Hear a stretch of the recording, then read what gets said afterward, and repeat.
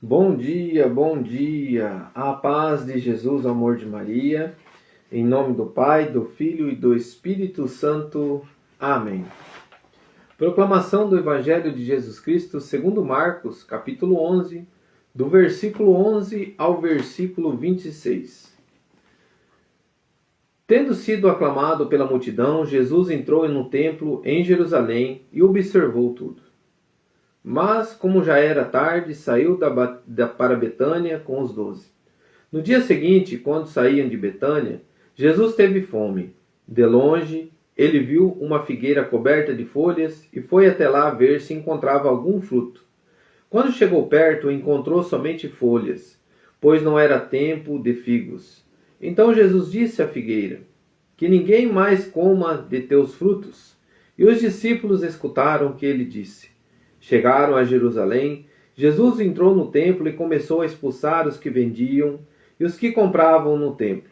Derrubou as mesas dos cambistas e as cadeiras dos vendedores de pombas. Ele não deixava ninguém carregar nada através do templo. E ensinava o povo dizendo: não está escrito? Minha casa será chamada casa de oração para todos os povos. No entanto, vós fizestes dela uma toca de ladrões. Os sumos sacerdotes e os mestres da lei ouviram isso e começaram a procurar uma maneira de o matar. Mas tinham medo de Jesus, porque a multidão estava maravilhada com o ensinamento dele. Ao entardecer, Jesus e os discípulos saíram da cidade na manhã seguinte, quando passavam. Jesus e os discípulos viram que a figueira tinha secado até a raiz. Pedro lembrou-se e disse a Jesus: olha, mestre, a figueira que amaldiçoaste secou. Jesus lhe disse: tende fé em Deus. Em verdade eu vos digo, se alguém disser a esta montanha: levanta-te e atira-te ao mar, e não duvidar no seu coração, mas acreditar que isso vai acontecer, assim acontecerá. Por isso vos digo, tudo o que pedirdes na oração, acreditai que já o recebestes, e assim será. Quando estiverdes rezando, perdoai tudo o que tiverdes contra alguém, para que o vosso Pai que está no céu também perdoe os vossos pecados. Palavra da salvação. Glória a vós, Senhor. Queridos irmãos, quero começar aqui agradecendo a presença da Sueli, que pede oração pela vida do Gustavo. Vamos pedir junto, Sueli, junto, aproveitando já essa palavra, que tudo que pedirdes com fé e acreditar, Jesus nos dá essa orientação hoje diante da oração, diante do pedir, diante da presença dele, diante do amor de Deus, que a gente não duvide desse amor de Deus, e que a gente tenha este acreditar que a presença de Deus, ela é viva na nossa vida em todos os momentos. Como a gente presencia a graça de muitas pessoas recebendo a graça, a cura, a libertação, a presença de Jesus. Quando a gente vê na palavra também, ontem nós vimos o cego Bartimeu voltando a ver. Mas, queridos irmãos, tudo depende do nosso coração diante da nossa fortaleza na fé, no crer, no acreditar. E a gente também colocar a confiança nas mãos de Deus. Porque tudo nós vamos saber depois o porquê de todas as coisas. Eu pedi com o meu coração, coloquei a fé diante de fé. E eu deixo ali nas mãos de Deus. Esse eu falo que é um ato de fé. É você colocar e deixar Deus agir. Porque diz a palavra aqui que Jesus observava tudo. Ele foi no templo, observou tudo. Então Deus está vendo tudo que está acontecendo conosco. Ele está vendo toda a nossa realidade, toda a nossa vida, tudo que nós vamos passar ou já passamos.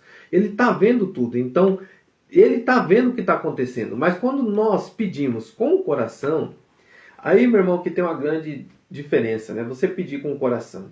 É você pedir com estado de graça. É você pedir entendendo o que Deus pede para nós. Ele começa dizendo aqui: a minha casa é uma casa de oração. Será que a minha casa é uma casa de oração? A minha, a tua? Então a gente já começa aí. Porque a primeira leitura, irmão, se você ler, que bênção é essa primeira leitura em 1 Pedro, capítulo 4, do versículo 7 ao 13. Ali Pedro fala assim, que a gente tem que ser prudente, a gente tem que ser inteligente, a gente tem que vigiar na oração, a gente tem que cultivar o amor